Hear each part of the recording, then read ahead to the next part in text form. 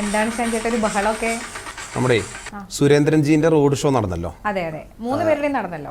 അപ്പൊ ലാസ്റ്റ് വന്ന അതിന്റെ കുറച്ച് വീഡിയോസ് നല്ല കളർഫുൾ ആയിരുന്നു. അപ്പൊ എന്ത് തോന്നുന്നു ഈ ഒരു 3 മുന്നണി ഇപ്പൊ പത്രിക സമർപ്പിച്ചു? അടിപൊളിയായിരുന്നു. 3 മുന്നണിയും റോഡ് ഷോയിൽ മികച്ചു നിന്നു. ആരും കൂടുതലെന്ന് പറയാനില്ല. ആനി രാജ ആണെങ്കിലും കെ സുരേന്ദ്രന്റെ പ്രതീക്ഷിക്കാത്ത തരത്തിലാന്നൊക്കെയാണ് എല്ലാരും പറയുന്നത്. രാഹുൽ ഗാന്ധിയുടെ പിന്നെ പറയണ്ട. എനിക്കും തോന്നി, സത്യം പറഞ്ഞാൽ തീർച്ചയായിട്ടും തോന്നി. നമ്മൾ ഇതിനെ കുറിച്ചൊരു ചോദ്യം നമ്മുടെ ഫേസ്ബുക്ക് പേജിൽ ചോദിച്ചായിരുന്നു. ഏതാണ്ട് 1000-ഓളം പേര് കമന്റ് ചെയ്തു. സത്താർ പനമരം പറയുകയാണെ, ഇനി ആരൊക്കെ എന്തൊക്കെ പറഞ്ഞാലും രാഹുൽ ഗാന്ധി 6 ലക്ഷം വോട്ടിന്റെ ഭൂരിപക്ഷത്തിന് വിജയിക്കും. 6 ലക്ഷമൊക്കെ ഒരു തള്ളല്ലേ? വിജയിച്ചാൽ തന്നെ 6 ലക്ഷം പോകുന്ന ഷാൻചേട്ടന് തോന്നുന്നുണ്ടോ? വരാതിരിക്കാം, ബാക്കി നോക്കാം. ഇനിയുണ്ട് പ്രധാനപ്പെട്ട 2 സ്ഥാനാർത്ഥികൾ വേറെ ഉണ്ടല്ലോ, അവരുടെ ആളുകളും ഇതാ കമന്റ് ചെയ്തിട്ടുണ്ട്. ജിനു മോൻ സി ജോൺ പറയാണ്, എന്തായാലും ഇന്ത്യൻ മുന്നണിയിൽ നിന്നുകൊണ്ട് മുന്നണിയുടെ ഭാഗമായി LDF-നെതിരായി നിന്ന് ഇതാകെ ഒരു കൺഫ്യൂഷൻ. ഒറ്റുകാരൻ എന്ന ചരിത്രം രാജീവ് ഗാന്ധിയുടെ മകന്റെ പേരിനൊപ്പം ചേർക്കുന്നൊക്കെ പറഞ്ഞിട്ടുള്ള ഒരു കമന്റ് ആണല്ലേ? രാജീവ് ഗാന്ധിക്ക് രാഹുൽ ഗാന്ധിക്ക് എതിരെയാണ്. അതിന്റെ ഒരു മറുപടി പോസ്റ്റ് ഉണ്ട്. CM ജോൺ ആണ് ജിനു മോൻ ജോണിന്റെ റിപ്ലൈ കൊടുത്തിട്ടുള്ളത്. നിലവിൽ രാഹുൽ ഗാന്ധി അല്ലേ വയനാട് MP, അപ്പോൾ ആരാണ് ഒറ്റുകാരൻ എന്നുള്ളൊരു കൃത്യമായൊരു ചോദ്യം. വല്ല BJP ശക്തി കേന്ദ്രത്തിലും പോയി മണ്ടൻ മത്സരം അത് വേണ്ടാന്ന് തോന്നുന്നുണ്ട്. കുറച്ചുകൂടി ഒന്ന് മയപ്പെടുത്തിയിട്ടൊരു കമന്റ്. രാജേഷ് സുരഭി, ഈ തെരഞ്ഞെടുപ്പ് കൊണ്ട് നല്ല സുഹൃത്ത് ബന്ധങ്ങൾ ഉണ്ടാകണം, അത് മുറിഞ്ഞു പോകരുത്. സമയത്ത് പറയേണ്ട ഒരു ഇതാണ്, എല്ലാവരും ശ്രദ്ധിക്കേണ്ട ഒരു കാര്യം കൂടിയാണ് അല്ലേ? അതെ. പിന്നെ ആനിരാജ സഖാവല്ലേ, ദേശീയ നേതാവല്ലേ, എന്താണ് വാരണാസിയിൽ മത്സരിച്ചാൽ പിണറായിക്ക് അമിത്ഷായ്ക്കെതിരെ മത്സരിക്കാൻ പാടില്ല എന്നൊക്കെ സജി ജേക്കബാണ് പറഞ്ഞിട്ടുള്ളത്. അതെ, സ്വാഭാവികം. ഒരുത്തന്റെ കൂടെ നിന്നിട്ട് കാര്യമില്ല, എന്ത് ഉപകാരന്മാരെ കൊണ്ട് നാടിന്. അതിനെക്കുറിച്ച് എന്തെങ്കിലും പറയാനുണ്ട്? അതിനെക്കുറിച്ച് ഞാൻ പ്രത്യേകിച്ച് ഒന്നും പറയുന്നില്ല. ജനപ്രതിനിധികൾക്ക് അവരുടേതായ ഉത്തരവാദിത്തങ്ങളുണ്ട്. പക്ഷെ അതിന് ചിലവരതിൽ കുറച്ച് കുറഞ്ഞു പോകുന്നു എന്നുള്ളത് ഒരു ആക്ഷേപം തന്നെയാണ്. 500 രൂപയുടെ വികസനം ചെയ്താൽ 5000 രൂപയുടെ ഫ്ലക്സ് വെക്കുന്ന വയനാട് മണ്ഡലത്തിൽ വികസനമില്ലാത്തതിനാൽ ഫ്ലക്സ് വെക്കാൻ പോയ 5 വർഷങ്ങളാണ്. പിന്നെ ഒരു ആര് വന്നിട്ട് എന്താ കാര്യം? ജനങ്ങൾക്ക് ഉപകാരപ്പെടുന്ന ഒന്നാണ് മെഡിക്കൽ കോളേജ്. കടല് വേണം, ട്രെയിൻ വേണം എന്നൊന്നും നമ്മൾ പറയുന്നില്ല. പാവപ്പെട്ട രോഗികളെ ചികിത്സിക്കാൻ ഒരു മെഡിക്കൽ കോളേജ്, അഴിമതി ഇല്ലാതെ അത് തരാൻ ആർക്ക് കഴിയുന്ന നാസർ അൽ കരാമ വൈത്തിരി എന്നുള്ളൊരു പേര്. വൈത്തിരിയിൽ നിന്നുള്ള നാസർ, അത് വളരെ കൃത്യമായിട്ടൊരു കാര്യമാണ്. എന്തായാലും അതിനകത്ത് ചിന്തിക്കുന്ന ഒരു സാധനമാണ്. രാഷ്ട്രീയത്തിന് അതീതമായി നമുക്ക് ഏറ്റവും വേണ്ട ഒരു ആവശ്യം എന്നുള്ള നിലയ്ക്ക് തന്നെയാണ്.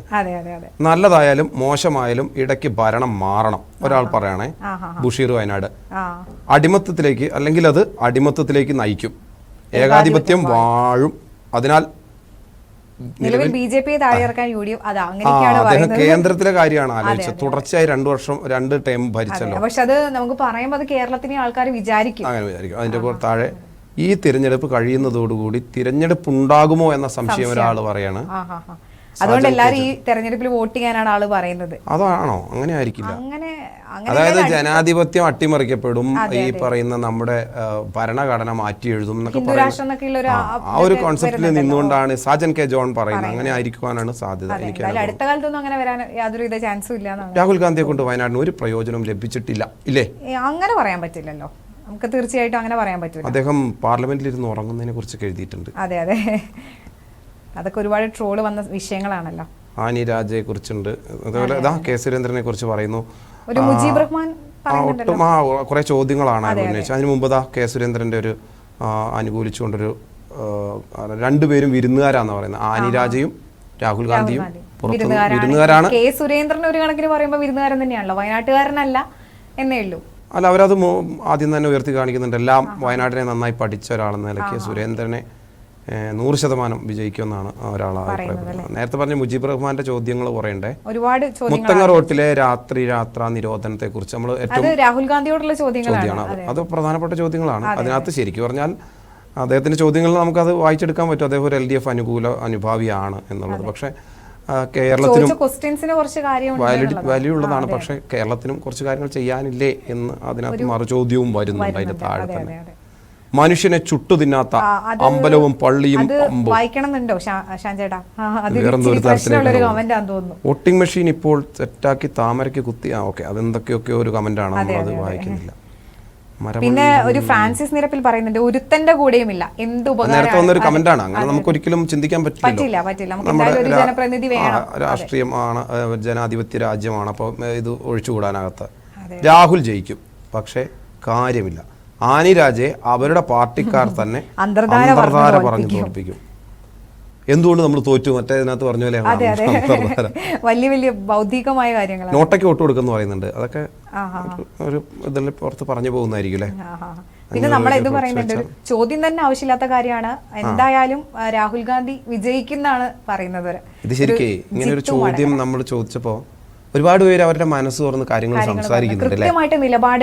വ്യക്തമായ നിലപാട്. അത് കൂടാതെ ഇപ്പൊ നമ്മള് സെലക്ട് ചെയ്താണ് ശരിക്കും ഞാൻ ഇവിടെ നോക്കി വായിക്കുന്നത്. മറ്റ് LDF ജയിക്കും, UDF ജയിക്കും, ഒരുപാട് പേര് അങ്ങനെ ഒരുപാട് ശക്തിപരമാണ്. അതുപോലെ തന്നെ റോഡ് ഷോന്റെ ഒരുപാട് ചിത്രങ്ങൾ ഇപ്രാവശ്യം ടൈറ്റ് ആവുന്നുള്ളൊരു ഇത് തന്നെയാണ് കാണുന്നത് അല്ലേ. അതാണ് ടൈറ്റ് ആവും. കാരണം ഓരോ പോസ്റ്റുകളുടെ അടിയിലും വന്ന ആളുകൾ നന്നായിട്ട് കമന്റ് ചെയ്യുന്നുണ്ട്. അതായത് ഈ സൈബർ വിങ് വളരെ ശക്തമായ ഒരു സാഹചര്യമാണ്. പറഞ്ഞാൽ ഇങ്ങനത്തെ പോസ്റ്റിന് അടിയിൽ അടിയും വഴക്കൊക്കെയാണ്. പക്ഷെ ഇതിൽ അങ്ങനെയില്ല, എല്ലാവരും നിലപാടുകൾ മാത്രമാണ് പറയുന്നത്. അങ്ങനെ ഒരു ഏറ്റവും അതിനകത്ത് എനിക്ക് തോന്നിയ ഒരു കാര്യം എന്താ പറയുക, ഇതിനകത്ത് കമന്റ് ഇട്ടിരിക്കുന്ന കൂടുതൽ ആളുകളും അങ്ങോട്ടും ഇങ്ങോട്ടും പരസ്പരം അറിയുന്നവരാണ്. അത് കൂടാതെ ഒരു പബ്ലിക് പ്ലാറ്റ്ഫോം എന്ന നിലയ്ക്ക് മലനാട് ചാനലിന്റെ ആ ഒരു ഇതിൽ എഴുതുമ്പോൾ അതിൻ്റെതായ മറ്റത് ഫേക്ക് ഐഡികൾ കുറെ ഉണ്ടാവും. അങ്ങനെയുള്ളവരാണ് ഈ യുദ്ധം തുടങ്ങി കൊടുക്കുക. പിന്നെ അത് പിടിച്ചാൽ കിട്ടാത്ത തലത്തിലേക്ക് പോകും. രാഹുൽ ഗാന്ധി കുറെ കാര്യങ്ങളുണ്ട്, നമുക്കത് എല്ലാം ഒന്നും വായിക്കാൻ പറ്റില്ലെങ്കിലും. പക്ഷേ ഇതൊരു നല്ല തുടക്കമാണെന്നാണ് എനിക്ക് തോന്നുന്നത്. ലാസ്റ്റ് ഒരു ദയേഷ് KG പറയുകയാണെ, ജയിച്ച് MP ആയി കഴിഞ്ഞ് വയനാട്ടുകാരോട് യാതൊരു പ്രതിബദ്ധതയും ഇല്ലാത്ത ആളുകളെ കണ്ട് വയനാട് ജനത മടുത്തു. അതിപ്പോ രാഹുൽ ഗാന്ധിയെ കുറിച്ചല്ല, അങ്ങനെ എല്ലാരെ കുറിച്ചും. ഇതിപ്പോ ഒരു ലോക്സഭ MP എന്ന് മാത്രമല്ല ഒരു ജനപ്രതിനിധി എന്ന നിലയിൽ പരിഹരിക്കേണ്ട കാര്യങ്ങളും പറയുകയാണ് അദ്ദേഹം. ചുരം ബദൽ റോഡിന്റെ കാര്യത്തിലും വന്യമൃഗങ്ങളിൽ നിന്ന് ജനങ്ങളെ സംരക്ഷിക്കുന്ന കാര്യത്തിലും പിന്നെ മെഡിക്കൽ കോളേജിന്റെ കാര്യത്തിലും വ്യക്തമായ ഒരു തീരുമാനം ആദ്യം പറയണം എന്നുള്ളതാണ് ഒരു സാധാരണക്കാരന്റെ ഒരു. അതെ അതെ, വയനാട്ടിലെ എല്ലാവരും ചിന്തിക്കുന്ന കാര്യങ്ങൾ തന്നെയാണ്. അങ്ങനെയുള്ള കുറെ കമന്റുകൾ വന്നിട്ടുണ്ട്. അപ്പൊ ഏതായാലും ഇതൊരു നല്ല തുടക്കമായി തോന്നുന്നില്ലേ, ഓൺലൈൻ പൾസ് എന്നുള്ള രീതിയിലാണ്. അപ്പൊ നമ്മൾ ഇനി ഈ ഒരു സംഭവം ദിവസങ്ങളിലും ഈ ഒരു വയനാടിന്റെ തിരഞ്ഞെടുപ്പ് വിശേഷങ്ങളെ കുറിച്ചൊക്കെ അറിയാൻ ഈ ഒരു ഓൺലൈൻ പൾസ് നമുക്ക് എപ്പോഴും ഇങ്ങനെ അന്വേഷിച്ചുകൊണ്ടിരിക്കാം.